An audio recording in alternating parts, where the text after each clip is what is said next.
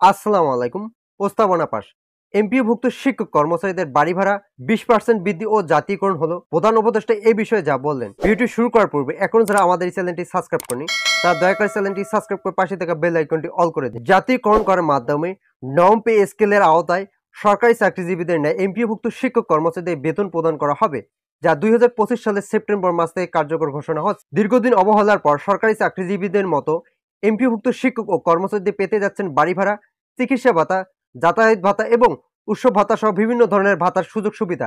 এই ভাতা বৃদ্ধি করার ফলে অর্থনৈতিকভাবে স্বাবলম্বী হয়ে উঠবেন বেসরকারি শিক্ষা প্রতিষ্ঠানের শিক্ষক এবং কর্মচারীরা। শিক্ষকদের দীর্ঘদিনের প্রত্যাশা ছিল জাতীয়করণ এবং বাড়ি ভাড়া বৃদ্ধি করার বিষয়। অবশেষে তাদের গুরুত্বপূর্ণ এই দুটি দাবি বাস্তবায়ন ঘোষণা করেছেন শিক্ষা মন্ত্রণালয়ের কর্তৃপক্ষ ও প্রধান উপদেষ্টা।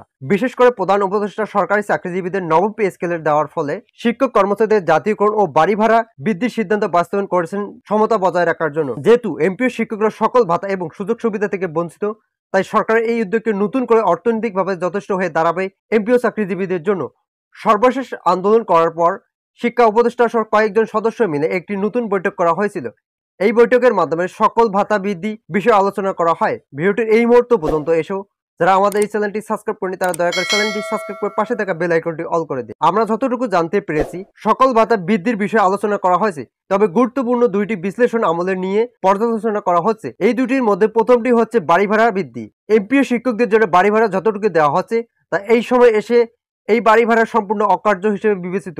এছাড়াও অপরদিকে বেসরকারি শিক্ষকদের জন্য জাতীয়করণ করার সিদ্ধান্ত নিয়েছেন প্রধান উপদেষ্টা। প্রধান উপদেষ্টার কাছ থেকে ইতিমধ্যে এই বিষয়ে চিঠি পাঠানো হয়েছে। সরকারের প্রধান ডক্টর ইউনূস সার্বিক দিক পর্যালোচনা করে জাতীয়করণ করার বিষয়টি বিবেচনা করবেন। যেহেতু বাংলাদেশের 4.25 লাখ বেসরকারি শিক্ষক এবং কর্মচারী আছেন, তাদের দিক বিবেচনা করেই এই দুটি সিদ্ধান্ত নিয়েছেন। যাতায়াত ভাতা বৃদ্ধি করা হবে বলে জানিয়েছেন মাসিক কর্তৃপক্ষ। যাতায়াত ভাতা দ্রুত সময়ের মধ্যে কার্যকর করার জন্য অর্থ মন্ত্রণালয়ের নির্দেশ দেওয়া হয়েছে, কেননা সরকারি শিক্ষকদের জন্য অনেক সময় যাতায়াত খরচ বহু অঙ্কে বেড়ে যায়। তাই এই দিকটি বিবেচনা করে যাতায়াত ভাতা এই সেপ্টেম্বর মাসে বেতনের সঙ্গে দেওয়ার চেষ্টা চালিয়ে যাচ্ছেন। জানা যাচ্ছে আগস্ট মাসের শেষের দিকে শিক্ষকদের জন্য একটি জরুরি বৈঠকের ডাক দেওয়া হয়েছে।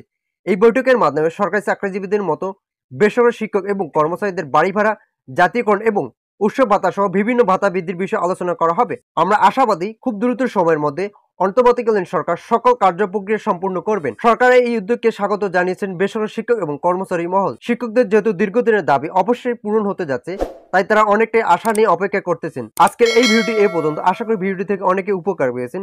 যদি উপকার পেয়ে থাকেন তাহলে অবশ্যই আমাদের এই চ্যানেলটি সাবস্ক্রাইব করে পাশে থাকা বেল আইকনটি অল করে দিন।